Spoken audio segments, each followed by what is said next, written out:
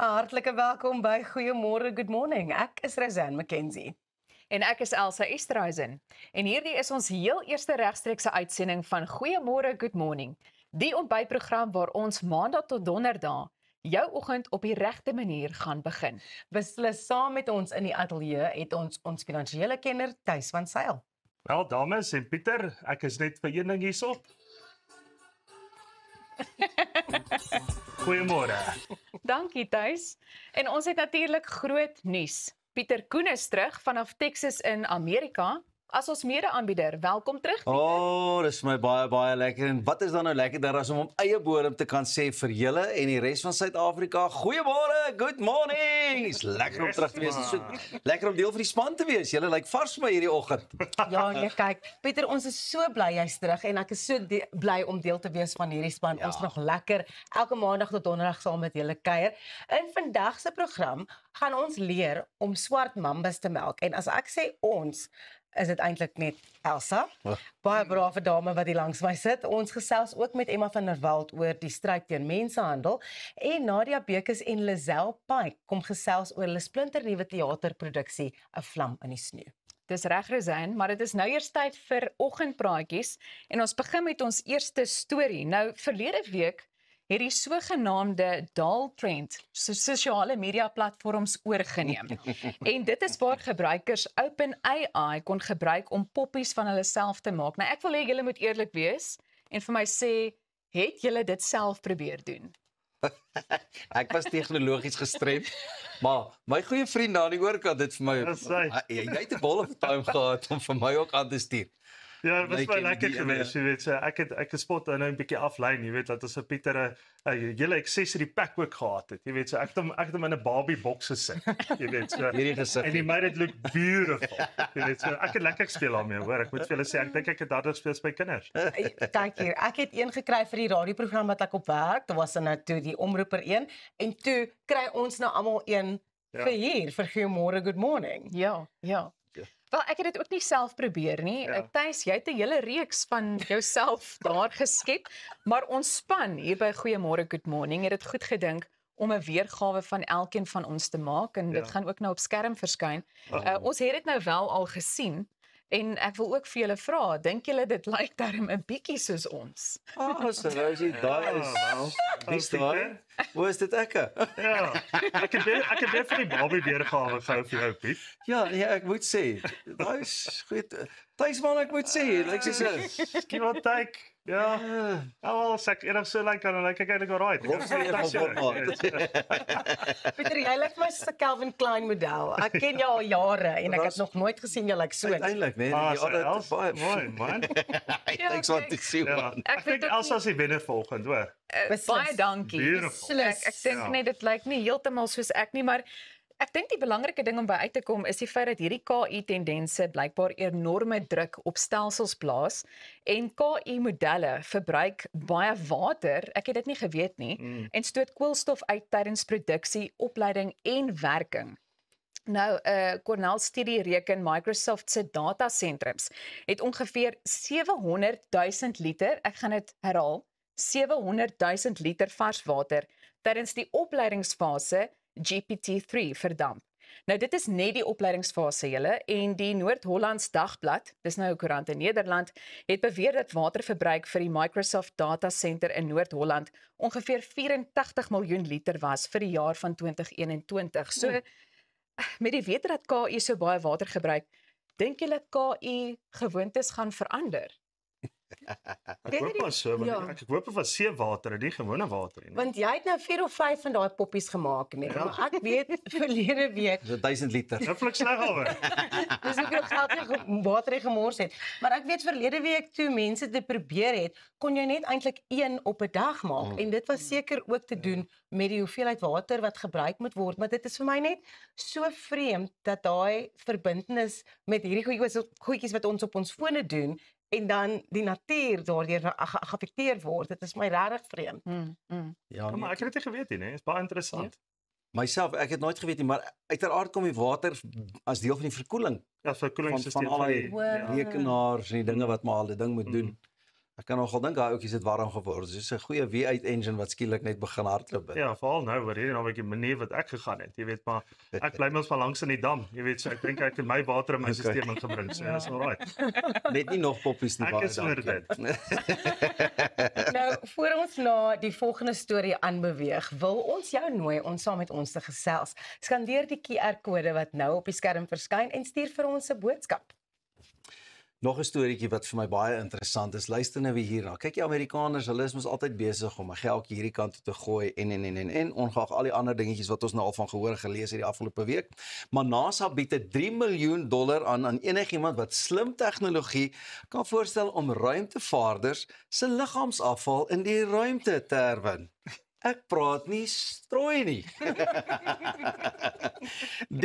Die Lunar Recycle uitdaging wil verhoed dat meer afval, soos die 96 sakke wat tydens die Apollo missies op die maan gelaat is, sakke vol strooi wat in die ruimte rondbeweeg. Die beste idee sal gebruik word vir toekomstige maanbasisse en langruimtevlugte.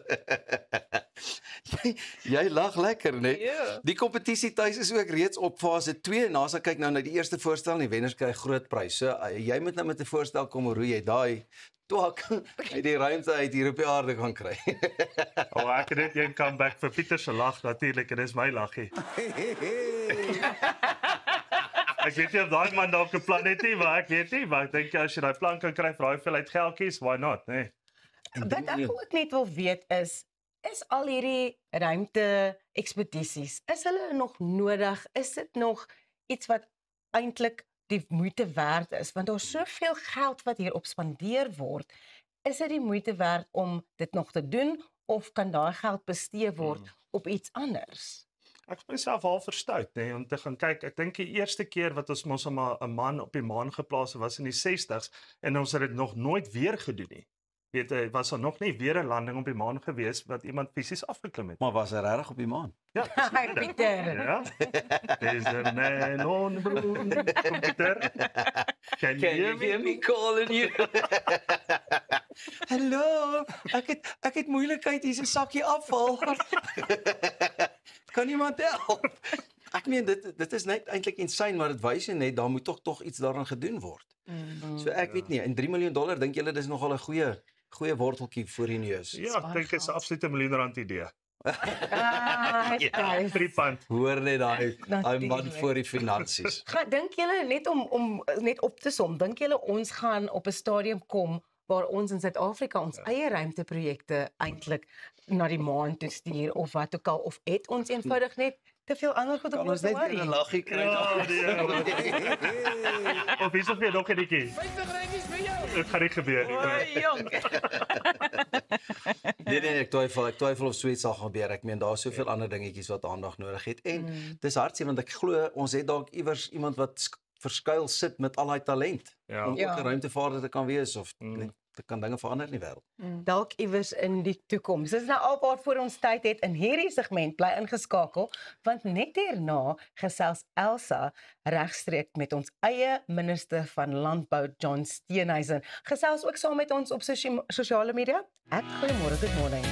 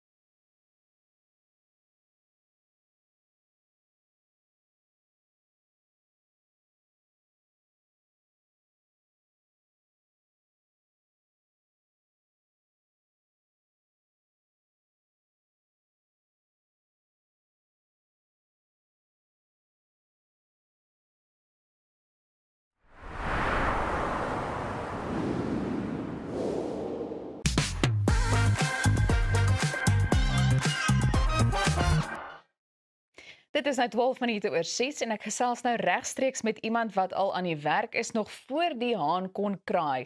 Ons minister van Landbou en die leier van die DA, John Steenhuisen. John, goeiemôre, good morning.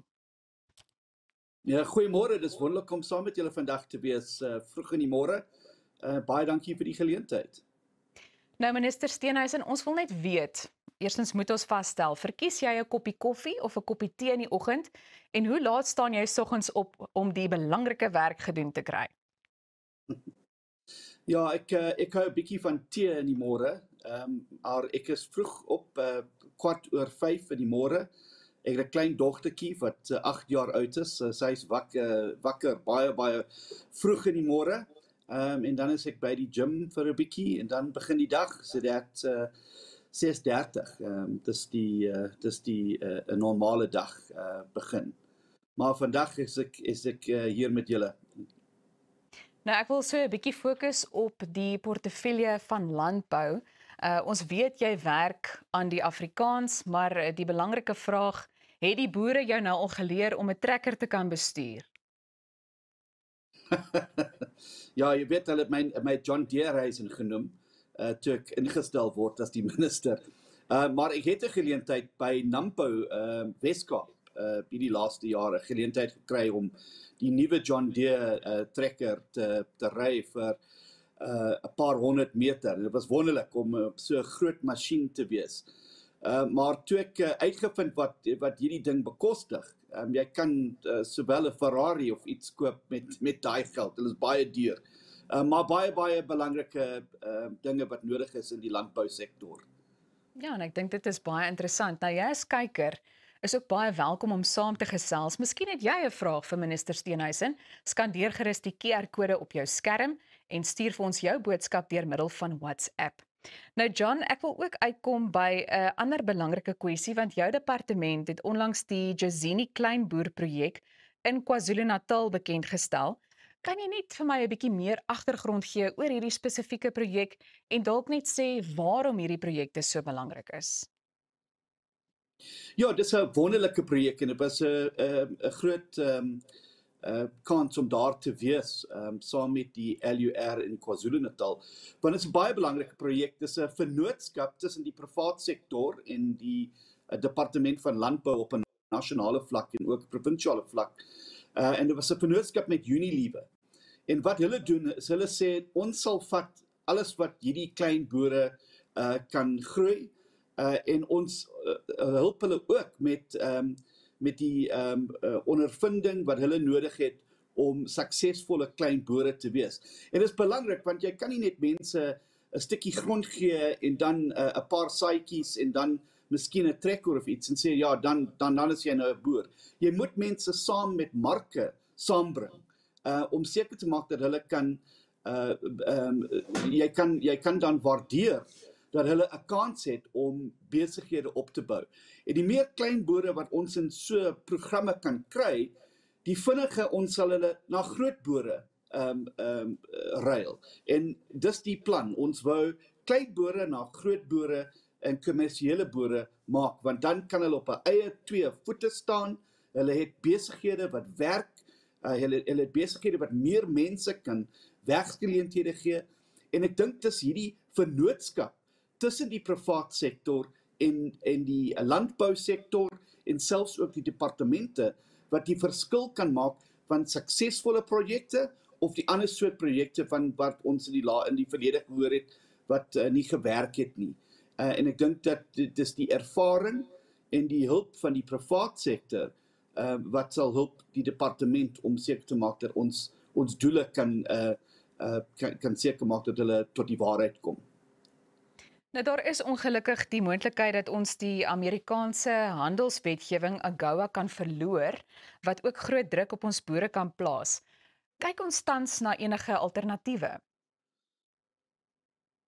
Ja, dit is 'n groot probleem en ons verhouding met die VAC is nie in 'n baie goeie toestand nie en daar moet werk gedoen word op daai verhouding. Want die FSA is 'n baie belangrike mark vir Suid-Afrika se produkte. En selfs ook vir beleggings na Suid-Afrika toe. So ons moet daar werk. Maar ons kan nie net op ons hande sit en seker en wag om te sien wat gebeur. Ons moet iets nou doen en ons is besig saam met die sektor en die spelers binne die sektor om nuwe marke oop te maak vir Suid-Afrika se produkte. Byvoorbeeld ons het appels nou en hulle is nou in Thailand vir die eerste keer in 16 jaar. Ons is besig met druiwe na die Philippines toe. Ons soek rooi vleis na Saudi en ander plekke.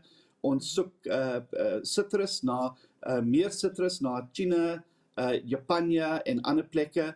En om seker te maak dat as ons AGOA program verloor, dan het ons ander marke, so dis nie 'n groot skok. Maar die eerste ding wat ons moet doen, is seker maak dat ons werk met ons verhouding met die FSA.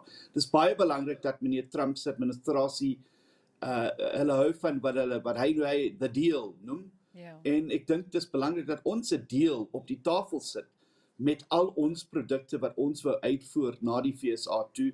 Ons moet kyk na tariewe en hoe ons gee die FSA 'n geleentheid om dinge by ons mark te stuur, so ons kan daai verhouding verbeter. Ek het ook departement lid na die FSA gestuur. Ekskuus, ek gaan nie ongelukkig daar in die rede met val, maar baie dankie dat jy vanoggend by ons aangesluit het en ons hoop dat jy vanaf klokslag gaan inskakel vir Goeiemôre, Good Morning. Jy kan ingeskakel bly vir die res van die program. Net hierna gaan maak solank vir jou nog 'n koppie koffie.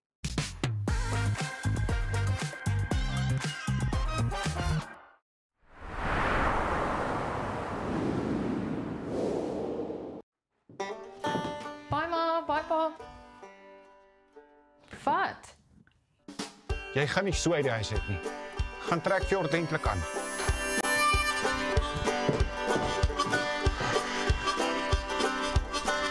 Soek na my valleys en wil dans op 'n Saterdag aan.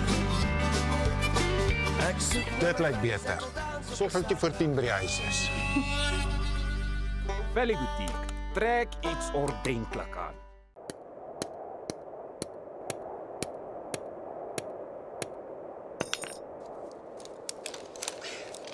Is it secure? Yeah, it's secure. Are you sure? Trust me, my guy. Okay, let's go.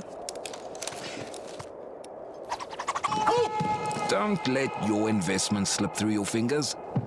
Invest with a partner you can trust. Everest Wealth, the power of consistency.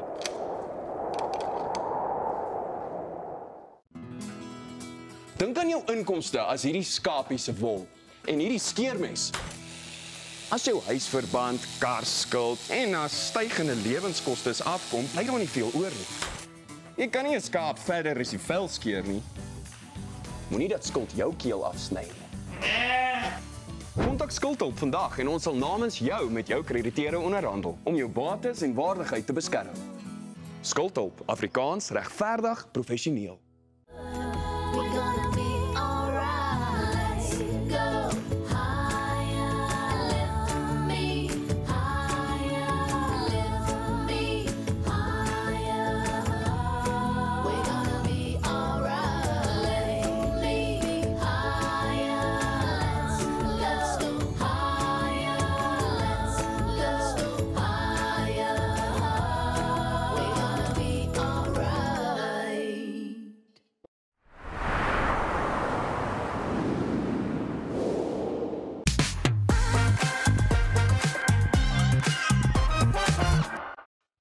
Ek is bly julle kyk nog saam. Nou, voordat ons aangaan, het ek 'n vraag vir ons kykers. Het julle al ooit op 'n slang afgekom en hoe het julle dit hanteer? Wel, ek het by 'n paar mense gaan kuier wat slange vir 'n lewe vang. Kyk saam. Daar is mense wat glo dat die enigste goeie slang 'n dooie slang is, maar slange speel 'n belangrike rol in ons ekosisteem en in medisyne. Ek gesels vandag met Mike Perry, 'n vooraanstaande kenner van giftige slange en ook die eienaar van African Reptiles en Venom oor die belangrike werk wat hulle doen, van bewaring tot die versameling van slanggif vir lewensreddende mediese gebruik. Mike, ek het besluit ek gaan nie na die kant toe kyk nie, want ek wil hulle nie sien nie. Ek het 'n fobie vir slange. Waar kom jou passie vir slange vandaan? In 1963 het ons familie van die suide van Johannesburg af hiernatoe getrek, hier op Diepsloot. En toe kom die slange tevoorskyn en die goed word doodgemaak. En dan vra ek my ouers, wat se slang is hierdie? Nee, ons weet nie. Wat eet die slang? Nee, ons weet nie. Toe begin ek lees oor slange en ek word absoluut gefascineerd. Toe begin ek soek. So van die 65 af vang ek nou slange, soos nou al 60 jaar lank. So vertel ons 'n bietjie meer van African reptiles en venom. So ek het altyd belangstelling gehad in slanggif verskaf. En toe het ek uitgevind wat moet mense met die gif doen. Toe hoor ek jy moet dit droog. Toe kry ek die kontrak om die gif te verskaf vir South African vaccine producers. Die gif is nie eintlik 'n besigheid nie. Die gif is wat ons noem charity work. Dit is 'n diens aan die Suid-Afrikaanse publiek. Ek wil net terugkom by die kursusse en die opleiding wat julle hier ook bied. Ja. Hoekom is dit so belangrik dink jy? Ek het al baie mense soos jy self gehad wat 'n fobie het. Ja. Dan kom doen die kursus. Aan die einde van die dag dan vang hulle 1.8 meter kobras. Dan het hulle daai hele vrees is weg, net omdat hulle die kennis opgebou het. Mike het al meer as 140,000 slange sonder enige voorvalle in sy lewenstyd vergif gemelk. Iets wat nie almal sal waag nie. Deur die leiding van Mike en hanteerders soos Hein Henning word die publiek gesertifiseer om giftige slange op 'n veilige manier te hanteer. Henning, hoe lank werk jy nou al met giftige slange? So op die stadium dink ek dis al so 'n bietjie meer as 30 jaar wat ek met giftige slange werk. Verduidelik my net so 'n bietjie meer van die kursus wat jy aanbied. Die kursus is baie goed saamgestel en die kursus dek 'n baie wye spektrum van vrae wat mense het oor slange. Ja. As ons kyk na slangbyt, 80% van alle slangbyt is van die knie af onder toe die voet die enkel. Dit is 80% van waar die byte voorkom. So is dit waarvoor hierdie nou? Dis nou waarvoor die wat ons noem snake gaiters. Dit beskerm die voet bo-op en dit beskerm die laar been. Omdat so baie slangbyt in daai area voorkom. Dan het ons hierdie nuwe handskoene. Ons het hierdie handskoene getoets. Dit is nou teen allerhande slangbyt. Niks byt hierdeur nie. Ons het getoets. Ons het kobras laat byt en ons het groot adders, die kaboenadder, die pofadder. Ons het hulle hier laat byt. Ek vertrou die handskoene genoeg om letterlik enige van die giftige slange hiermee op te tel. Wanneer die kenners 'n giftige slang hanteer, word alle voorsorgmaatreëls streng nagekom om hulle en die dier se veiligheid te verseker. Maar hierdie diere bly gevaarlik. 'n Enkele byt kan ernstige skade veroorsaak. Goed, Mike, wat gaan nou hier gebeur? Goed, dan gaan jy wys hoe ons slange melk. Ek gaan sommer begin met die swart mamba hierso. Goed. So jy kan hom maar uithaal. Ek staan net vir 'n oomblik dan nou hier. Jy wil nie help nie, nee.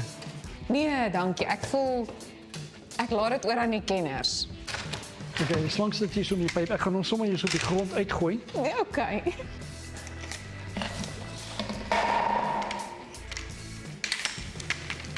Okay, ek gaan sukkel om stil te staan.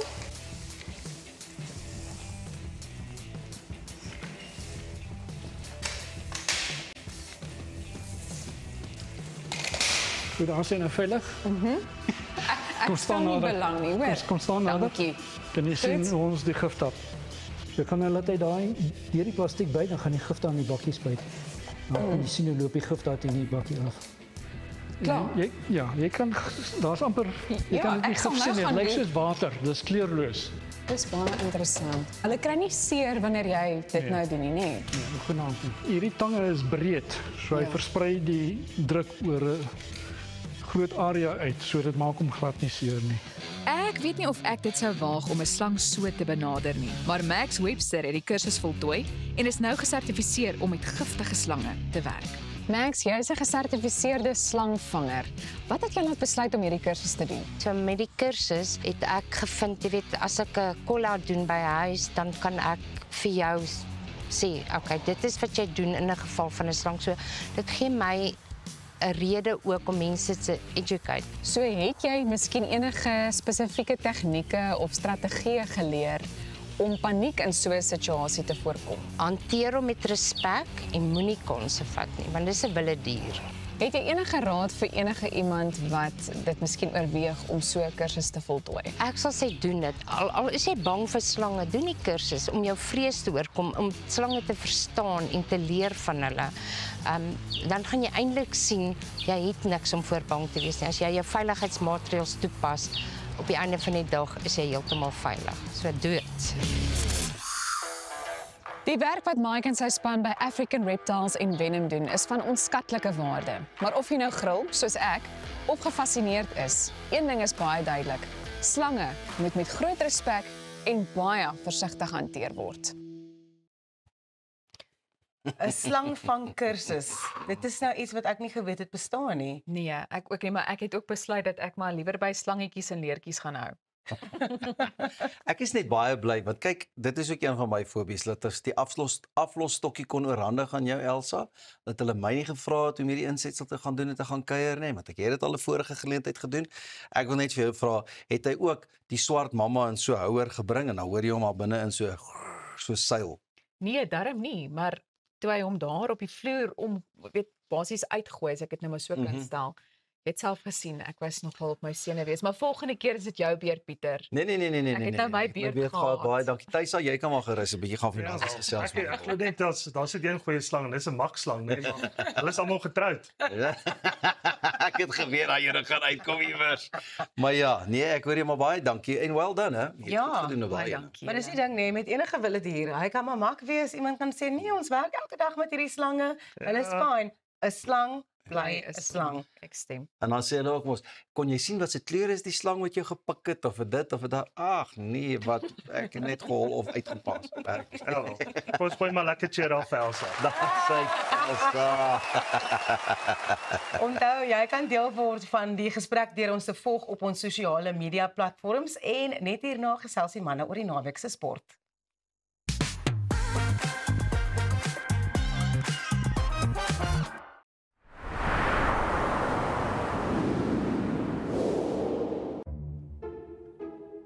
What seems to be the problem? Where do I even start? Here we go. It's all my fault again. Well, whose fault is it then? Am I supposed to do anything with you nagging in my ears the whole time? Or maybe someone doesn't have the right tools to do the job. There's nothing wrong with my tools. Right, banging away all weekend. He couldn't even get it up. Have you considered getting a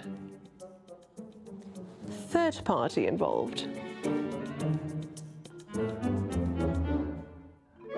Sometimes you need to call the professionals. From kitchens, closets to bars and bathrooms. Don't try and do it yourself. Universal Kitchens and Granites will help you get it up.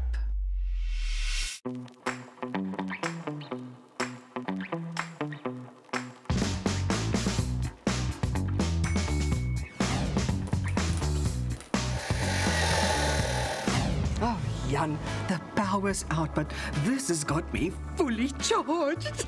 Papa, what are you doing? Those are solar panels.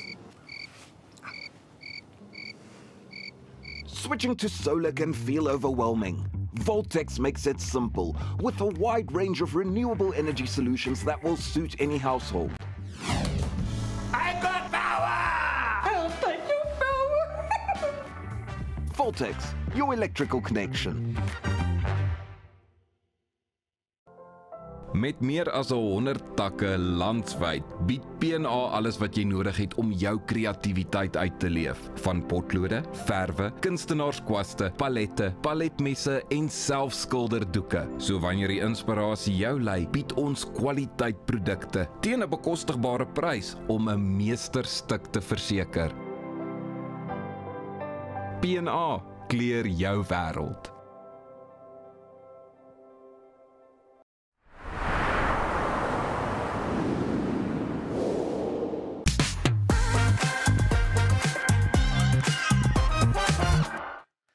Goeiemôre, good morning. Dis nou amper 6:30 en tyd om hierdie naweek se sport te ontleed en 'n bietjie daaroor te gesels.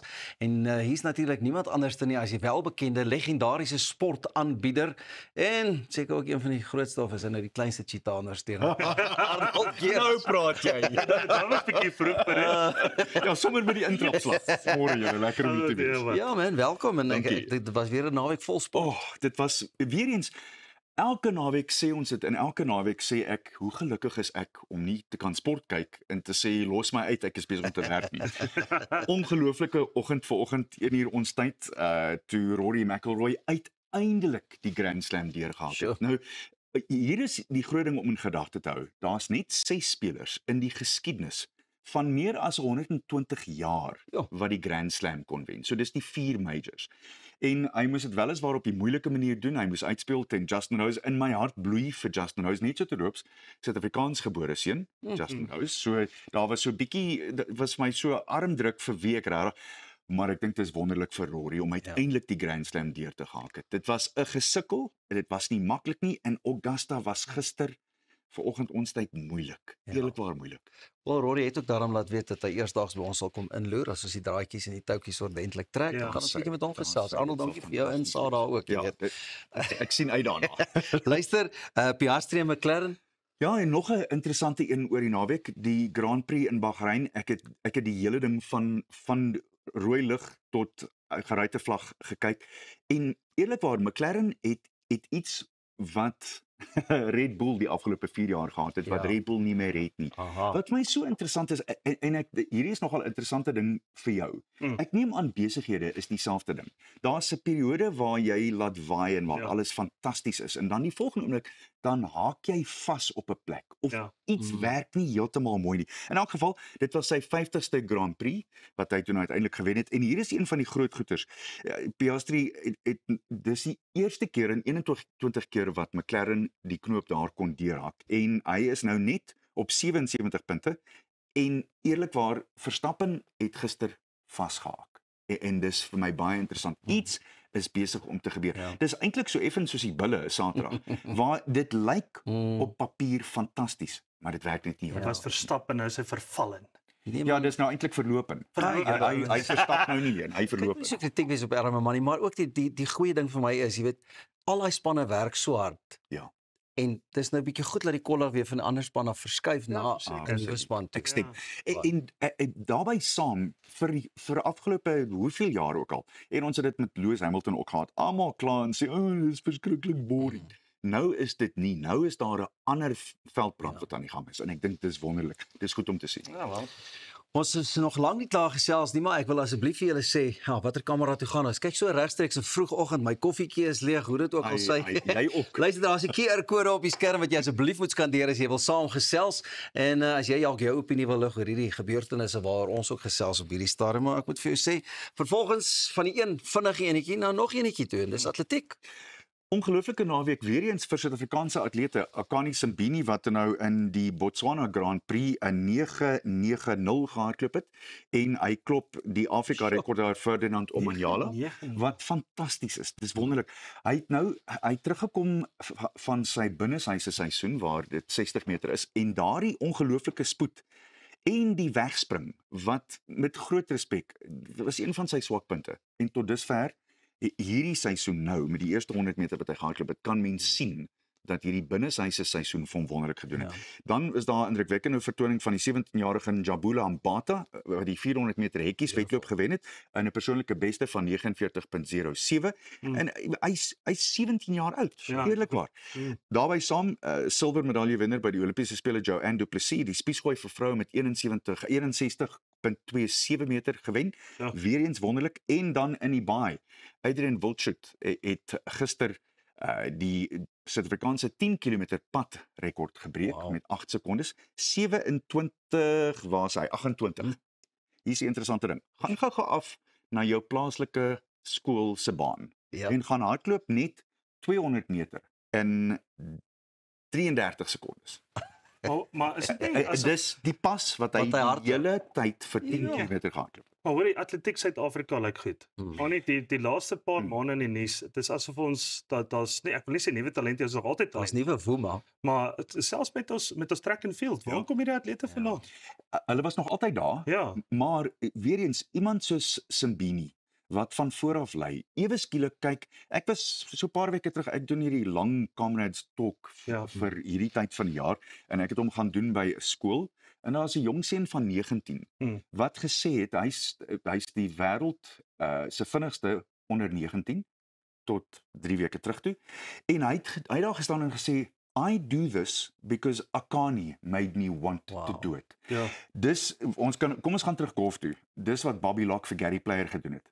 Gary Player het dit vir Ernie Els gedoen. Ernie Els het dit vir Louis Oosthuizen. So het jy generasies en generasies wat deurkom wat sê, as hy dit kan doen, dan kan ek dit doen. Yes. En dis wat hier besig is om te gebeur met atletiek. Maar ek luisteraars moet luister wat Annie sê vandag. Jy kry daai mentor want as hy dit kan doen, kan jy dit ook doen. Absoluut. So dit gaan net daai mentorskap en daai mense wat jy om jou het om daai 100 meter te kan hardloop onder 10 sekondes. En dan daag jy jouself ook uit om eendag weer 'n mentor te kan wees vir iemand anders. Dit is Annie vir ons ook maar 'n mentor. Absoluut. Moet ek nou reg? Want dit nou cheetahs is perfek. Baie dankie. Ek is baie bly om dit te hoor. Die ander een wat werklik waar interessant is oor die naweek het die jongman en hy is net 19, Gout. Ek weet nie hoekom enige iemand hulle kind Gout sou noem nie, want ek kry dit so nou en dan, dis nie lekker nie. Maar Gout sê mag nie fees. Hy 19:8:1 gehardloop oor die naweek. Hy's net 19 jaar oud. Kyk hierdie talent. En dis in Australië, hy's 'n Australiër. Dit verduidelik seker hoekom hulle hom Gout noem. Kom ons los dit daar, maar die feit van die saak is daar's nog 'n talent wat net vir jou wys hoe ongelooflik die jong mense van vandag is. Om op daai ouderdom so vinnig te hardloop is ongehoord van en hy gaan 'n grootte wees. Ek kan net met opgewondenheid sit en uitsien na die volgende Olimpiese spele byvoorbeeld. Ons is nou almal in hulle blomtyd. En verseker gaan Suid-Afrika bietjie meer 'n merk begin maak. Kom ons hoop net Akani hou tot dan toe. Dat hy nou eintlik ek weet op punt is. Hy het daar is die Olimpiese medalje, maar daar's nog nie 'n individuele medalje vir hom nie. En dis wat ek bitter graag vir hom sou wil hê. Annie, baie dankie vir die lekker gesels. So jy was weer op die punte van jou tone oor die naweek met al die sport en die lekker dinge en die nuus. So baie dankie daarvoor. Gaan geniet jy nou maar 'n lekker koppie koffie vir jou wat saam met ons kuier. Ons is bly jy kuier saam met ons en net hierna is dit tyd om so 'n bietjie geld sake te gesels met niemand anders nie natuurlik as ons goeie vriend Tuisne. Sien jou nou.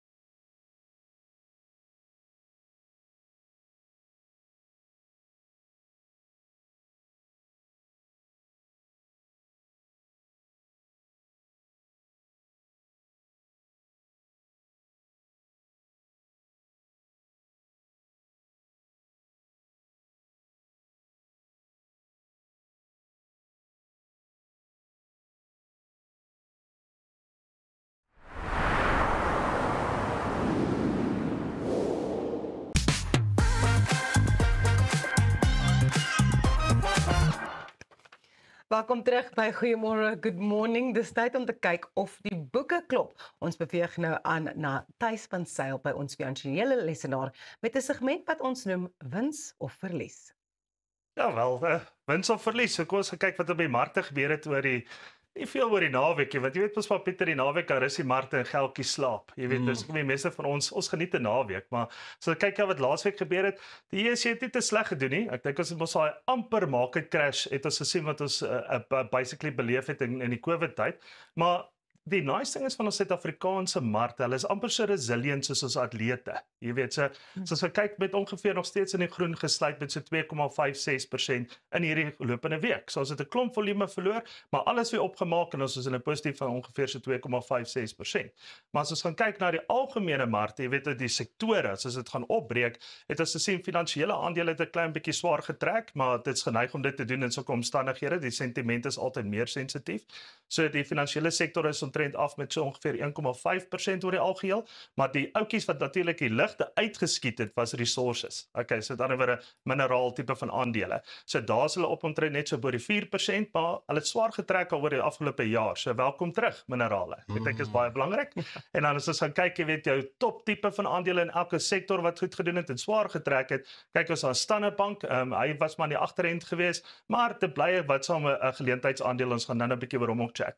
Maar die aandeel wat natuurlik die ligte uitgeskiet het was gewees Anglo Ashanti Gold en vir hom gaan ons basies gee 'n line roll. So dan hy was op om amper 92,45% jaar tot datum. Sure. Nou daai is 'n absolute uitskiet aandeel gewees, sê dit wat so 'n jaar tot datum. So met ander woorde, maar jy dan as jy hom nog nie het nie, moet hom nie nou gaan koop nie. Okay. So dan word daar 'n stadium waar hy op sy piek is en wat hy natuurlik gaan relax en hy gaan stelselmatig weer terugkom, maar solank as die goudprys was nou maar is waar hy is, everybody is cheering. So maklik soos dit. As ons gaan kyk byvoorbeeld dat jou aandeel wat baie swaar trek op hierdie stadium is Growthpoint. So met ander woorde jaar tot datum so minus 15%, maar ook oor die laaste 5 jaar bly ook in die rooi. So daai is tipiese aandeel wat jy op hierdie stadium nou maar gaan kyk en my opinie daar is. Verkoop. Daar sê. Alright, maar weer eens net vir ons kykers daar buite, baie belangrik. Hierdie is nie advies nie. Hierdie is Thys se opinie. Ja. Maar as jy Thys se advies wil hê, dan maak jy 'n afspraak en dan sien ek jou gerus. Alright. So as ons nou basies weer 'n bietjie verder gaan kyk oor die algemene markte, as ons 'n bietjie aandele gaan opbou en opbreek en 'n bietjie gaan kyk en net gou hierdie tegnologie weer vir my aansit Pieter, jy wat tegnologies gestremd is. Ek is nie. Kyk jou vingers op die knoppie daar. Ja, as jy vingers op die knoppie. Ons het nou gou gemention om Standard Bank, so as ons 'n bietjie gaan kyk na Standard Bank se aandeel wat hy gedoen het nou in die laaste week. Baie pertinent as jy gaan kyk die val van die aandeel het nou gebeur in hierdie week. So hy's eintlik 'n baie stabiele aandeel en hy baie goed gedoen op 'n gegeewe tyd. En toe het hy basies weet heeltemal afgegaan, maar Maart maand het hy goeie tye op die markte geniet.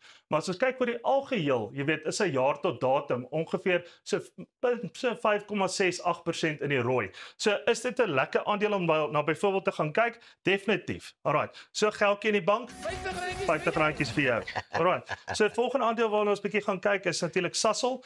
Hier is 'n absolute geleentheidsaandeel. Okay, so Sasol trek swaar al sedert die laaste 5 jaar, maar hy maak sy pieks en hy kom reg, maar interessant genoeg is 5 jaar terug waar hy daarso was, is hy presies waar hy vandag is en hy is omtrent op sy R63 'n aandeel. So is dit 'n aandeel wat jy nou kan koop teen 63 met 'n uitkyk, jy weet dat hy weer natuurlik hier in die omgewing van die 100, 200, 300 selfs 400 gaan waar hy daarso was. So absolute geleentheidsaandeel. So daarso gaan ons eenvoudig sê, buy.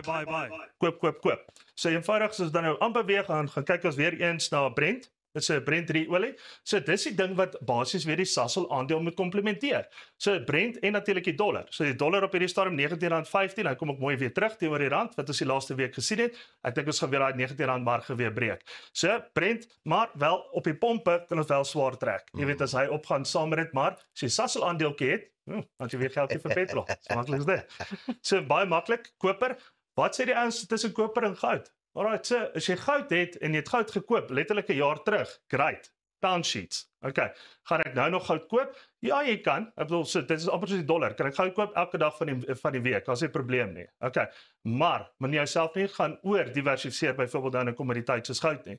Baie interessant, goud wat saam se pryse is gekoppel aan sentiment weer eens. So as daar dinge verkeerd loop, dan word goud gelaai en dit word meer en die prys basies word gestoot daardeur. Okay. Maar dit sou ook 'n bietjie voorbeeld gemaak het van koper. So koper oor die laaste 5 jaar heel onder hierso teen R2 en ons is amper by R5 af wat soms wat hy gegroei het. Okay, 2 tot 5. Amper letterlik as ou gekyk, daai groei op hom vir die laaste 5 jaar is omtrent 92.9%. En is nie sentiment gedrewe nie.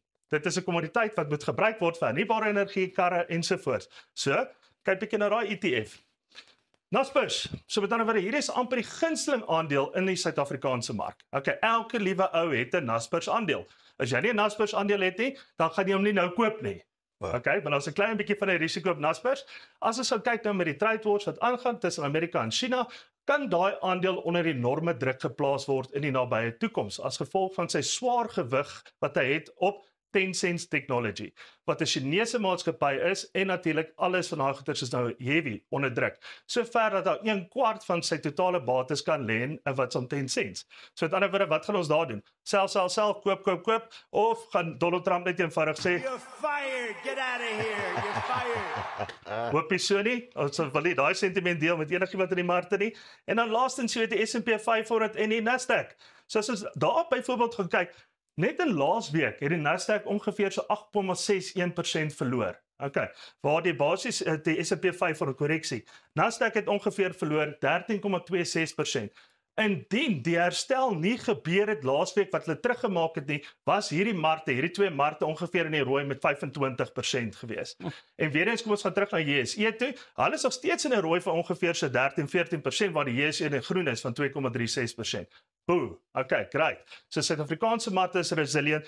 Die Amerikaanse Suid-Afrikaanse markte is resilient, maar as ons gaan gesamentlik kyk, waar sit ek my geld? Gaan ek nog lokaal belê? Absoluut, want ons het 'n absolute geleentheidsmark op hierdie stadium, gaan ek internasionaal belê, kom ons wag so klein bietjie, it's gonna come, alright, so met ander woorde, as ons dan weer daarna gaan kyk, gaan sien jou finansiële adviseur, en jy kry dalk, of jy gaan kom sien my, en jy kry die volgende gelykie, in jou siel op hierdie oomblik. En dit is ek. Enige vraag?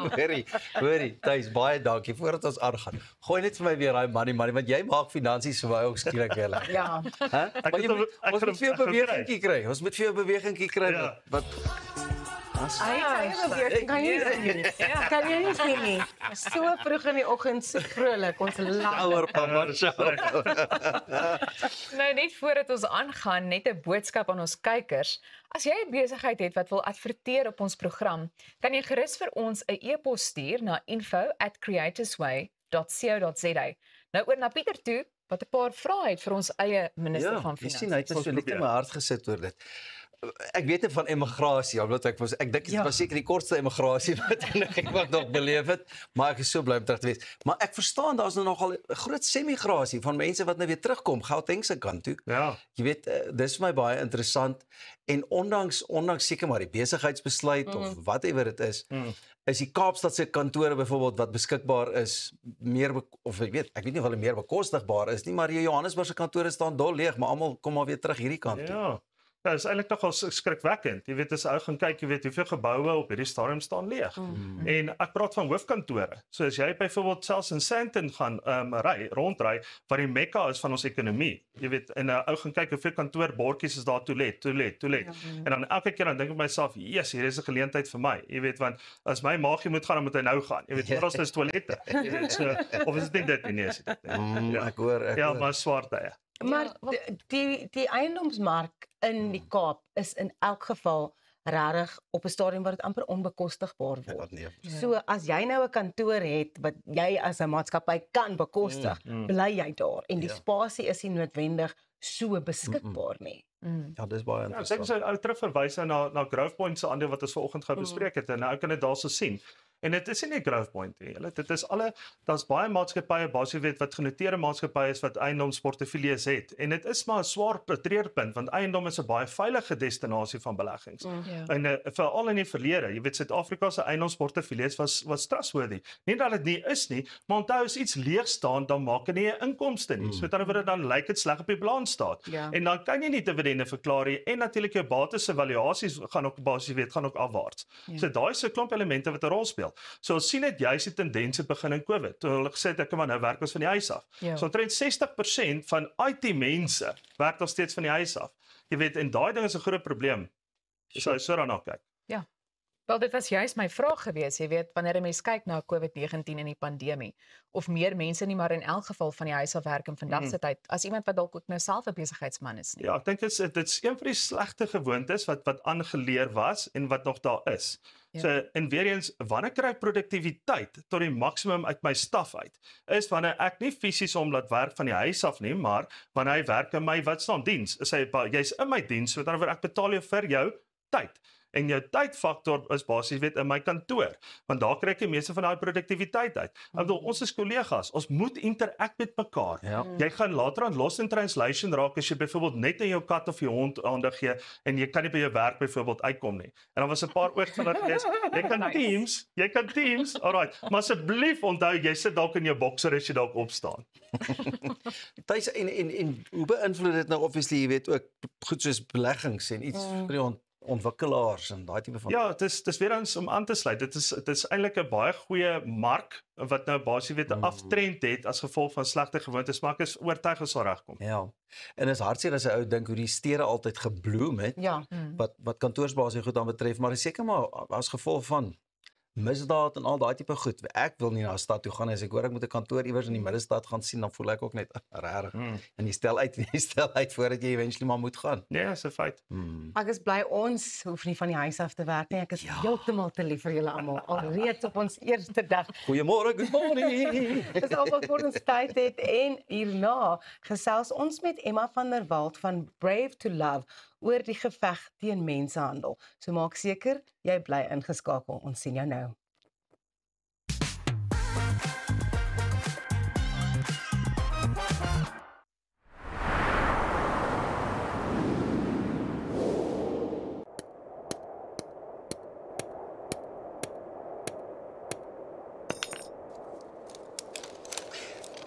Is it secure? Yeah, it's secure. Are you sure? Trust me, my guy. Okay, let's go.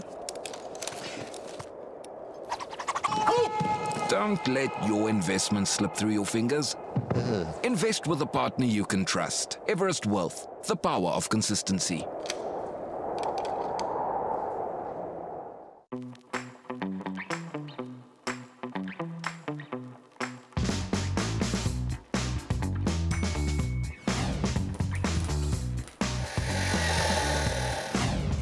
Jan, the power's out, but this has got me fully charged.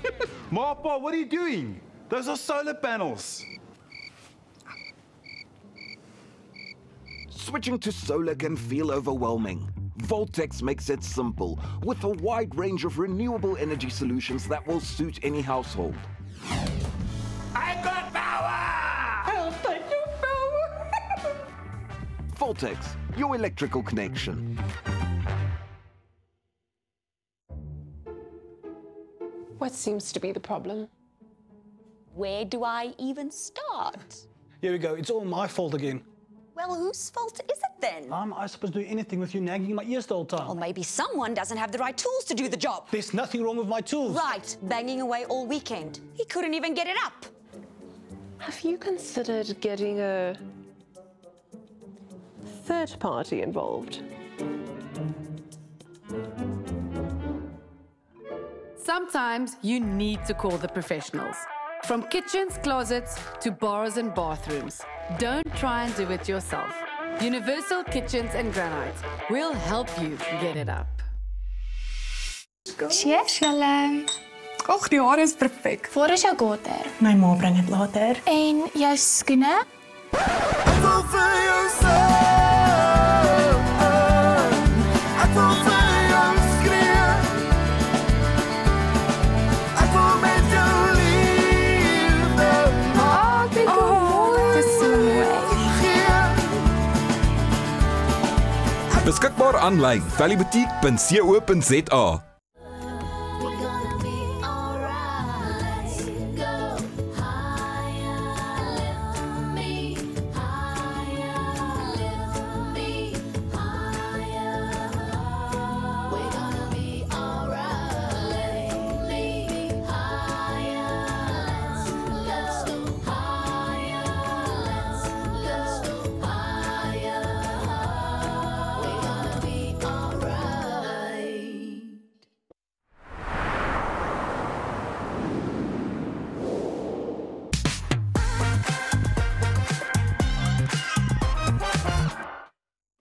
Mensenhandel is 'n ernstige probleem en in Suid-Afrika is vroue en meisies veral kwesbaar. Ons gesels nou met Emma van der Walt oor hoe haar organisasie Brave to Love veg om hierdie vroue uit die greep van mensenhandel te bevry. Emma, hartlik welkom aan jou. Baie dankie, dit is lekker om vanoggend saam te kuier. Nou verduidelik net eers vir ons, hoe het Brave to Love begin? Ja, so Brave to Love, ons het omtrent so 10, 11 jaar terug het begin met uitreike in die kommersiële seksbedryf. So die grootste persentasie van mensenhandel gebeur nog in die kommersiële seksbedryf. En ons het net ek wou uitvind waar is hierdie meisies, waar kom hulle vandaan en ons het net op die strate nie, maar ons het toe uitgevind maar hoor hierdie huise, hierdie bordele sit in gewone woonareas, woonbuurte. En dit was met 'n skok. Ek wou uitgevind het wat is daar bordele naby waar ek bly. En ek kom toe by 'n bordeel, ons kom toe by 'n bordeel aan en toe besef ek hoor maar hierdie meisies het nie vryheid van beweging nie.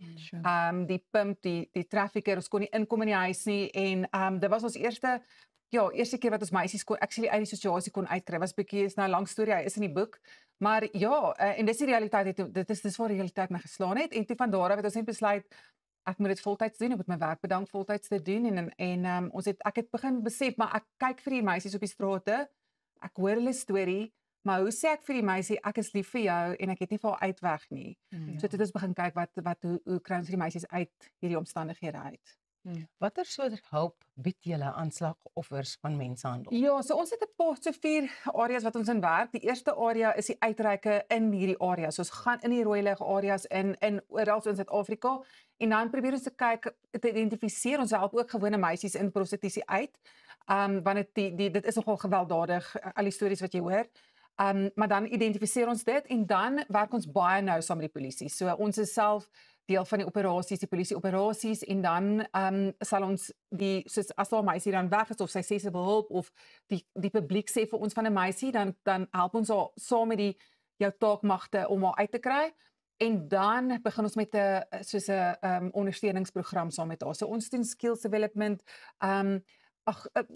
van as hy rehabilitasie, dwelmrehabilitasie, ons het mense wat help met daai proses. So daai hele volledige proses en ons glo baie sterk in ek wil Engels woord sê justice, geregtigheid. So ons maak seker die saak kom in die hof en die trafficker word toegesluit. Die mensenhandelaar sit agter tralies. En ek dink dis geweldig belangrik want sodra jy hom van die straat afhaal, want is georganiseerde misdaad, is daar 'n paar meisies wat nie gaan in so 'n situasie eindig nie. Ja. En daai geregtigheid is baie belangrik, maar Emma, hoe groot is hierdie spesifieke probleem? Jong, as ons kyk oor die internasionaal, ons kyk in Suid-Afrika, kom ons probeer praat eens oor Suid-Afrika. Suid-Afrika is 'n geweldige groot probleem. So huidiglik, ons kommersiële seksbedryf is 'n probleem. Ek weet daar's sprake van dit wettig maak. Ek dink dit sal 'n geweldige groot probleem wees vir Suid-Afrika as die regering daai kan toeneig. Want die meisies en dis nie net die meisies nie, dis kinders. Dis jong meisies, dis tienermeisies wat slagoffers raak en dis waar die probleem is. Sodra jy die goed begin, jy dink jy gaan reguleer, dan sit jy jou tienermeisies op die straat. Ons weet tans in die nuus kyk ons na baie van die Ethiopiërs wat inkom in die land. Ons kyk na Thai meisies wat inkom. Ons kyk na verskillende Zimbabwe meisies wat inkom en hier getrafik word, maar ons sien Suid-Afrikaners wat buiteland getrafik word en dan in verskillende provinsies in van Gauteng tot in die Kaap. So dit is 'n baie groot probleem. Ek dink ons regering moet verseker meer doen om dit te beveg. Ja. Emma, how do women and girls end up in these situations? Because there must be horror stories. So baie mense dink mensenhandel is ontvoering. So jou kind loop in die straat en jy word ontvoer en eintlik die meeste van ons as by kinders kom dan weet ons daar's altyd iemand familier wat familier aan hulle is. So dis 'n onderwyser of 'n ouer of 'n pa wat sy dogter uitpimp as ek so kan sê.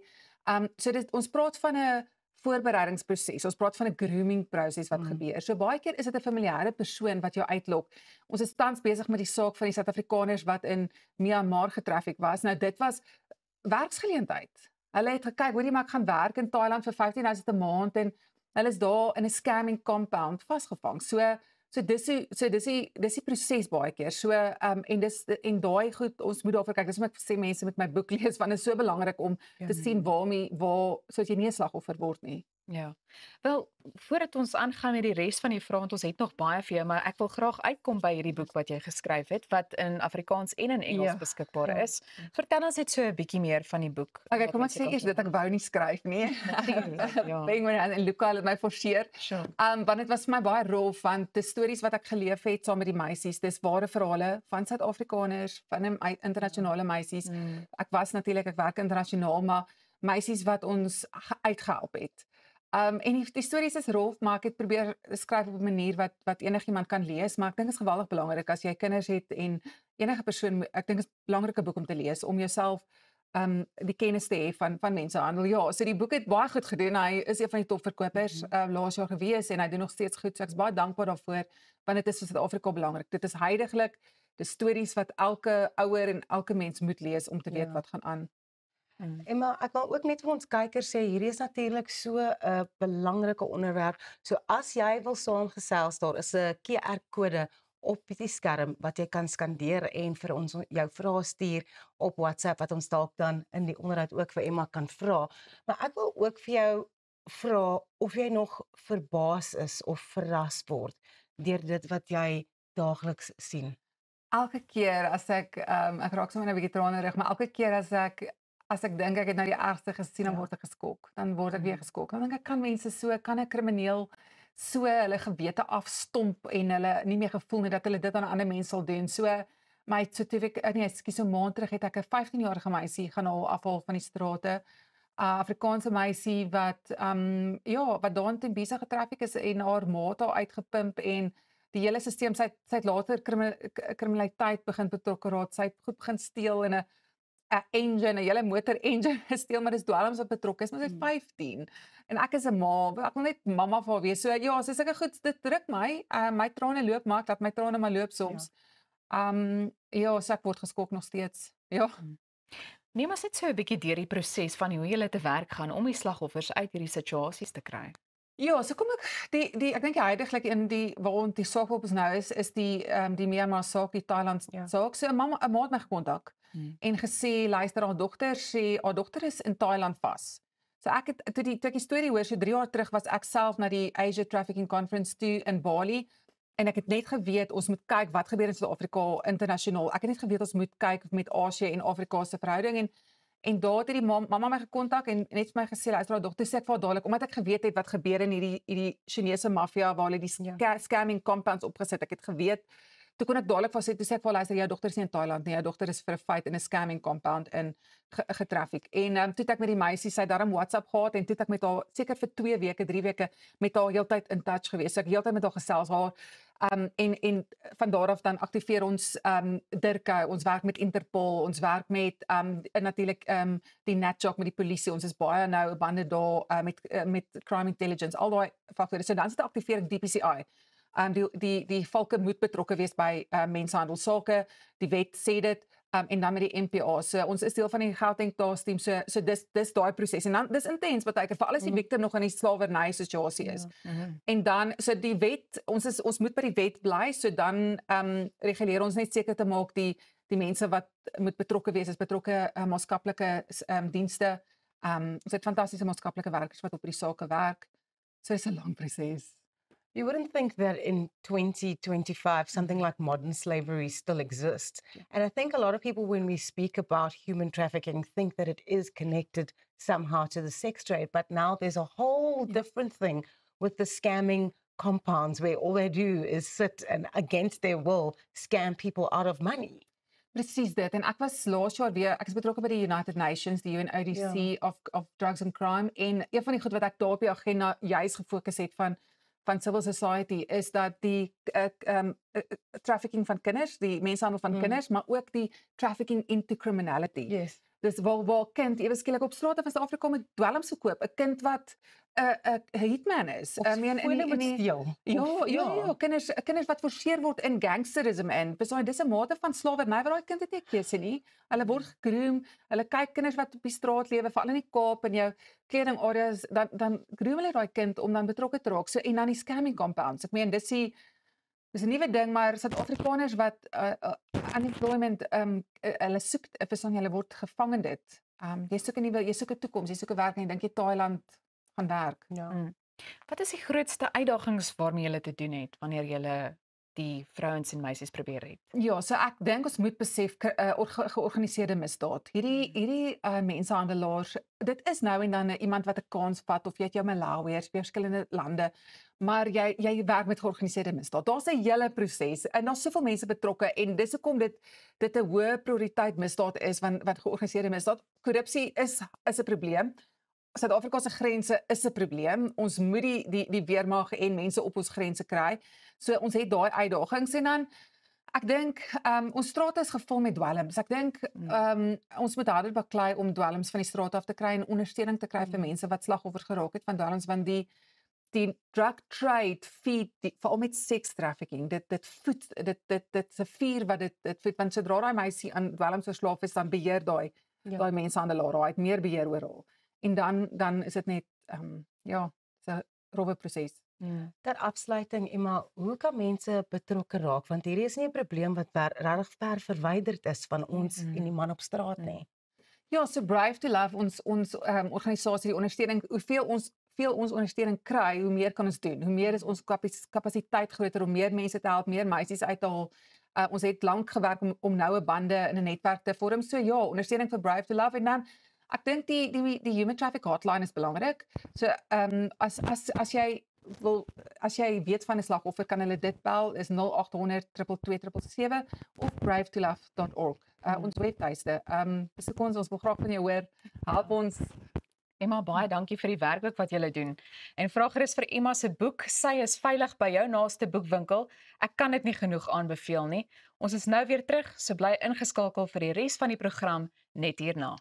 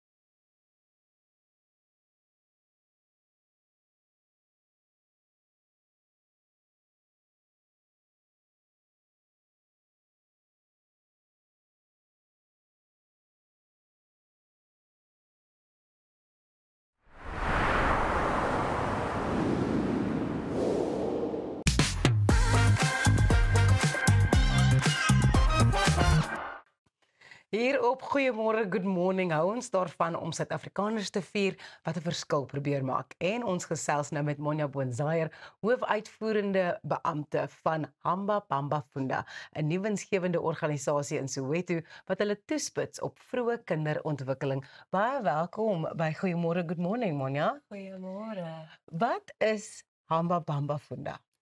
Hamba Bamba Funda beteken beweeg, aanraak, leer.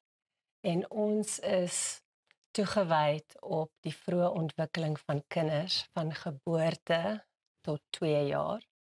En ons fokus daarop om ouers en of versorgers in minder bevoorregte gemeenskappe kwaliteit leergeleenthede te gee om hulle kinders te help om hulle volle potensiaal te bereik. So wat ons programme uniek maak is die ouer-kind verhouding wat baie belangrik is vir die vroeë breinontwikkeling. En hoe kies julle watter gemeenskappe om te help met hierdie vroeë kinderontwikkeling en onderrigprogram? Ons kies gemeenskappe wat regtig 'n behoefte het. So baie kere reik gemeenskapleiers uit na ons. Toe ons het verlede week 'n vergadering gehad daarna by die Baragwanath Hospitaal met gemeenskapswerkers by die Diepkloof hostelle en daar's 'n baie groot behoefte daar ook vir vroeë kinderontwikkeling.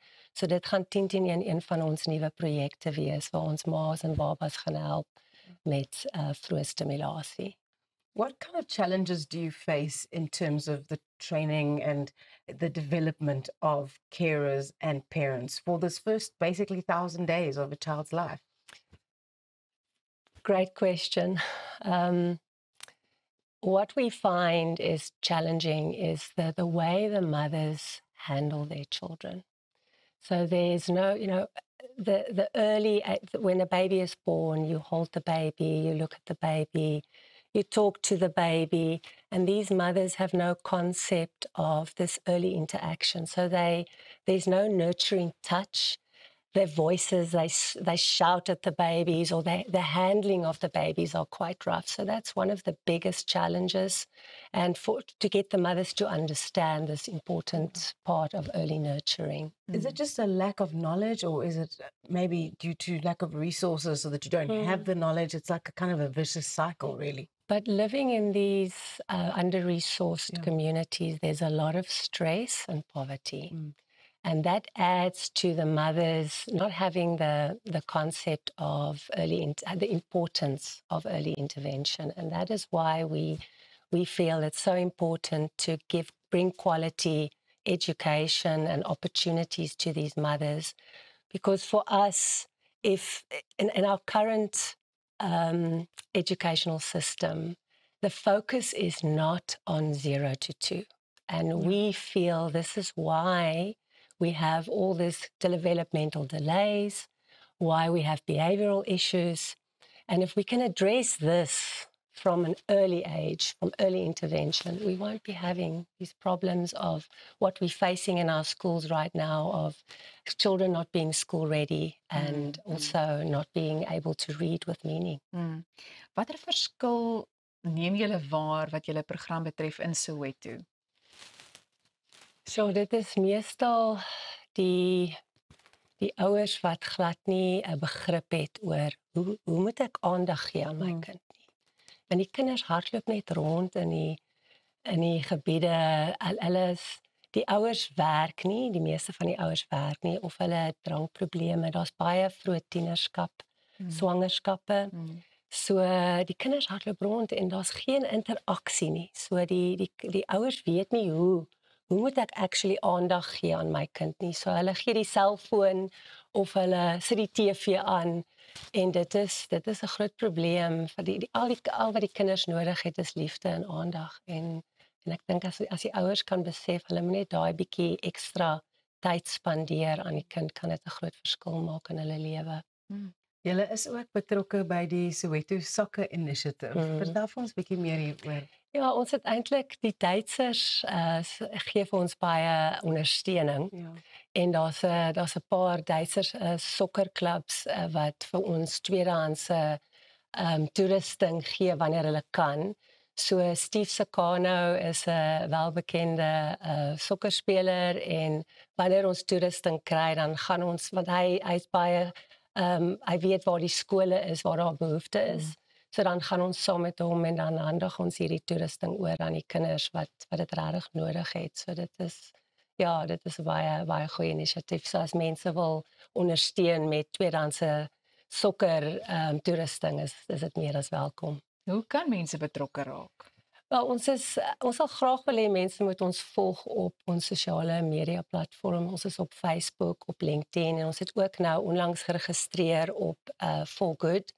So mense kan uitreik op ons webwerf ook en met ons interaksie hê. Ons wil graag hê mense moet vra en so ons Nelson Mandela veldtog is 67 mothers, 67 babies for 67 minutes. So mense kan vrywilliglik ook kom help. So hulle moet net vir ons 'n e-pos stuur of op ons sosiale media platforms gaan en sê hoe kan ons help? En ons sal uitreik. Baie dankie Monja, julle doen wonderlike werk. Ons wens vir jou en die hele Hamba Bamba Funda organisasie alles sterkte. Baie dankie. Ja, jy kan ingeskakel bly, want net hierna gesels Pieter saam met Nadia Bekes en Lisel Pike oor hulle nuwe teaterproduksie Ingrid, 'n vlam in die sneeu. En Rosanne, ek weet nou nie van jou nie, maar ek wil definitief na hierdie produksie gaan kyk, so ek kan nie wag om 'n bietjie meer te hoor nie.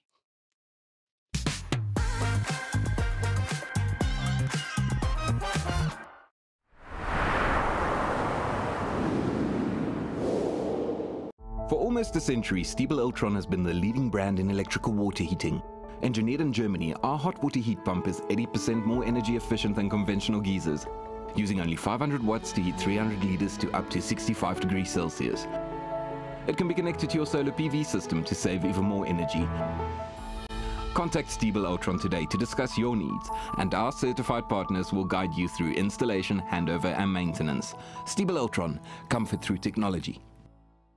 Aan my linkerkant, Lys van Tonner. Aan my regterkant, Bees van Belwel. Bel solank jy hospitaal en vind uit wat jou bloedgroep is. Kry jy solank jou testament reg, wie gaan dit nodig hê? Ek het. Eksekuteurs het my gehelp met my boedel, testament, trust en selfs met dekking ingeval ek sou afsterf. Dink julle sal my kan help? Ja, stuur net vir hulle 'n boodskap op hulle webtuiste en 'n konsultansie hulle terugskakel. Great. En fight. Eksekuteurs vir boedels en testamente.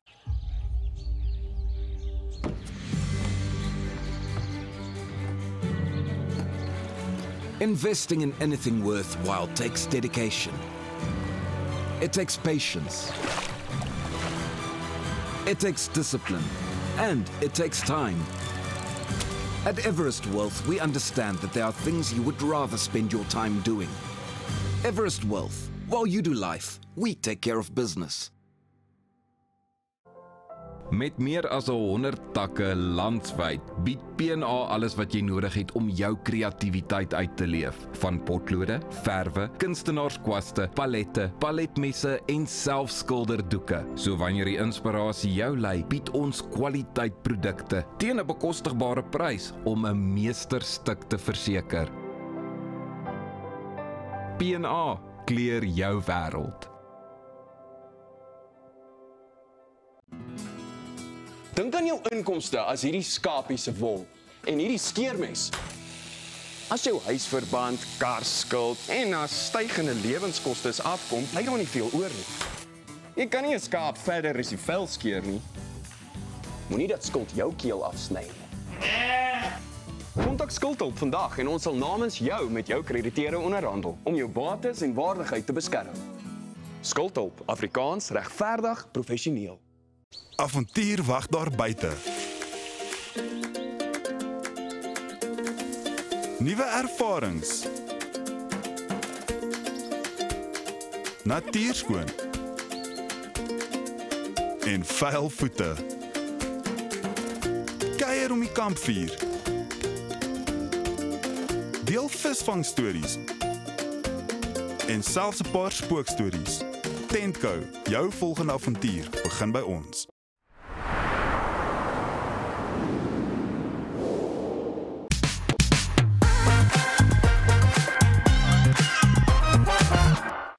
Ingrid, 'n vlam in die sneeu, 'n teaterproduksie geïnspireer deur die liefdesbriewe van Ingrid Jonker en Andrei P. Brink is tans by die Centurion Theater. Pieter gesels nou met regisseur Nadia Beukes en ook Lisel Pike wat die rol van Ingrid vertolk. Dames, hartlike goeiemôre. Baie welkom hier by ons heel eerste uitsending ook nou nogal, né? Goeiemôre en baie geluk. Luister, julle lyk so kleurvol en julle bring net soos hierdie twee dames wat saam met ons die ding aanpak, sulke kleur hierin. En baie geluk met die produksie nommer 1. Ek weet sommer dit wat ons al beleef het op die sosiale media, die terugvoer is so lekker. Dis lekker. Nadia, behalwe om deel te wees van so iets, is vir jou lekker. Jy's nou agter die skerms en hoe die hele idee hier voor teweeg gekom. Pieter, hier moet ek regtig krediet gee vir ons vervaardigers, Tiaan Kirsten Libbe en Lian Sagse. Hulle het met die idee vorendag gekom. Hierdie boek is al 'n geruime tyd in publikasie en hulle het die opvoerregte daarvoor gekry. Hulle het die span bymekaar gesit en ons het so lekker as 'n span saamgewerk om iets vir die mense te bied. Ja. Lisel, wat kan mense alles verwag van hierdie produksie? Musiek, nuwe musiek. Ons het 'n nuwe toonsettings van Ingrid se Rook en Oker bundel. Die musiek is vars. Hulle kan lekker emosie ervaar en ek dink die beste van alles is ons kan Ingrid leer ken soos sy regtig was. As vrou, as minnares, as mamma, as mens en as dogter en ek dink dit is die boodskap wat ons wou deurbring. Was dit nogal iets waaraan jy ook tyd moes spandeer, jy weet, om nou hierdie karakter so te kan lewe gee? Dit was 'n 6 weke intense vuurdoop. Ek is 12 jaar laas terug op die verhoog. So dit was wonderlik, maar sy het dit so maklik gemaak want die woorde is alles daar en dit was die wandelpad wat ons gevolg het, was haar woorde. So in daai aspek was dit vir my maklik, jy weet. Die woorde nie soveel nie. Dit was 38 bladsye daarvan, maar ons het dit gedoen en ons doen dit nou. So ek kan moet vir jou af want ek kan skaars 'n nuwe liedjie se woorde kon kry. Nou en jy's regisseur, né, van die produk. Hoe is dit vir jou om ek meen want jy is net so goed voor op die verhoog ook en om lewe te gee aan karakters. Was dit vir jou lekker om 'n bietjie agter die skerms in te skuif? Dankie Pieter, is baie gaaf. Dit was vir my lekker om agter die skerms in te skuif. Ek dink mens wil altyd jou loopbaan uitbrei en nuwe dinge leer en hierdie was 'n wonderlike leerskool vir my en dit was ook vir my lekker om as aktrise met Lisel te kan vereenselwig en te verstaan waardeur sy gaan en saam met haar op hierdie ontdekkingsreis te gaan. Ek het altyd gesê kon net sy moet veilig voel en ek dink ons as 'n span het dit reg gekry. Jack J. Brits wat die digter is wat dan nou ook die teks verwerk het ook die toonsettings gedoen en Shani het wat die musikale verwerkings gedoen het. Fantasties. Is almal net so in tune. En dit was lekker vir my geweest om deel van die span te kon wees en my bydra ook dan binne in dit te kon lewer. Hoorie, en julle is tans by die Centurion Theater as ek reg is? Wat is die gehoor is reaksie? Ons is so dankbaar. Ja, vir almal wat kom kyk het. Baie dankie vir almal wat kom kyk het en vir die mense wat nou nog wil kom kyk, was nog 'n paar vertonings. Ons terugvoer is oorweldigend en positief en die staande ovasies getuig daarvan. Dit was onverwags, ek moet sê. Elke keer as mense opspring dan sê jy soos okay, ons is nou hier. Mense graag met 'n stukkie hoop laat en dit kom tog so oor dat mense wegstap en mooi na hulle self ook kyk want ek dink in die tyd wat Ingrid geleef het mense nie altyd alles verstaan rondom geestesgesondheid nie. En dis nog steeds 'n gesprek wat ons besig is om te voer. So buite vir die liefdesverhaal kyk ons ook na al die verskillende aspekte van haar se mens en dit is waarmee ek hoop en dit lyk my so die gehoor vir enself. Is dit 'n groot uitdaging geweest dink jy as jy nou ook dink aan die vervaardigers en almal om 'n storie uit hierdie liefdesbriewe uit te kon skep en dit was seker uiteraard ook 'n lekker ervaring maar kyk dit is omtrent 400 bladsye. Die wat nou al daai bundel Vlam in die sneeu onder oog gehad het, sal verstaan dat dit 2 jaar van iemand se lewe is wat ons in 'n uur en 20 minute in moet vertel en oordra. Maar dit was tog so lekker om daai plekke te vind en om die waarheid in dit te vind. Weer die skrywers, nee, die briewe was seker lank want hulle is skrywers. 264 bladsye, nee, 264 bladsye wat hulle met mekaar gewissel het en dit het die kassette uitgesluit, die telefoonoproepe, die werklike kuiers. So daar was baie daar. Baie So liefde. deesdae kan ons nou maar, jy weet, jy kan trek hou van die WhatsApp boodskappe en so. Ja. Met die briewe nou, wat's van die interessantste dinge wat jy opgetel het? Nee, dis skandalig hoor. Is daar iewers so ietsie verweef in die produksie? Ja, regdeur. Ek bedoel dis hulle woorde. Dit is hoekom dit vir ons so belangrik was om regtig met deernis en opregtheid hulle storie te vertel en haar storie, haar weergawe van die storie. Want die woorde is daar en ons het nie gepeter aan die woorde nie. Wat jy lees is wat jy hoor en dis wat ons uitbeeld. En die titel sê dit alles, dis die vlam in die sneeu. Ja, die vlam in die sneeu. Is daar tye wat jy ook op die verhoog wat jy ek voel is al wow. Jy kry na daai hoendervleis oomblik. Ek hoop die mense kry ook daai gevoel in die gehoor. Kan ek net weer sê, dit voel letterlik asof my vingers permanent in 'n kragpunt gedruk is en ek skud so van begin tot einde. Nee, dis verruklik. Dis verruklik en dit is soveel groter as ek en ek dink dit is hoekom ek so dankbaar is vir die geskenk van Ingrid. Dit is wonderlik om iemand se eer te herstel en ek voel ons kry dit werklik goed reg. Ons is besig om Ingrid se storie te vertel en dit en op sy sigself is die grootste voorreg ooit. Baie dankie. En dit is hoekom ons graag dit ook wil gaan kyk en julle mense gaan uitnooi. Tot wanneer is julle by die Centurion Theater? Ons is nou vir die volgende paar dae by die Centurion Theater tot en met die 17de en dan is ons baie opgewonde om op toer te gaan. So ons het 'n paar optredes later vanjaar in die Kaap, so einde Mei hierdie se kant. So mense moet uitkyk vir hierdie vertoning. Ek dink regtig dis iets spesiaal. Ja. Jy sien, ons sien baie uit daarna en ons weet die dagboek gaan nog voller raak. Dames, wanneer gaan ons bietjie hierna 'n vlam in die sneeu kyk? Donderdag aand is ek daar. Dankie. Goeie antwoord.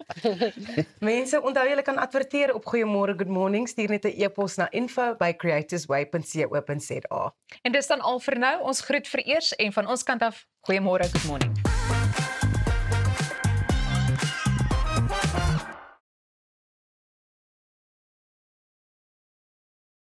Mint Hotel 84 on Catherine offers affordable luxury in the heart of Sandton. Enjoy Instagram-worthy casual dining and resort-style amenities for when you need to let your hair down and simply relax. Luxury comes standard as all our rooms are Wi-Fi and Netflix ready. The Mint Collection suites are uniquely themed and exceptional, adventurous and exciting.